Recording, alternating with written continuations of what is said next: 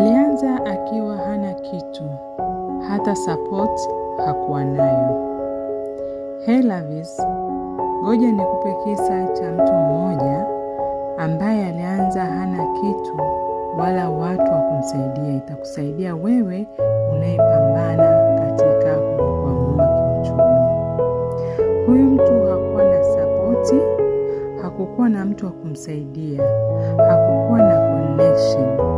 Alikuwa na simu pekee pamoja na ndoto. Kila siku alijaribu, video hazipati views, hakuna anayejali, lakini hakusimama. Ndio tofauti yake. Baada ya muda, video moja ikalipuka pop, alafu nyingine. Leo hii maisha yake ni tofauti kabisa.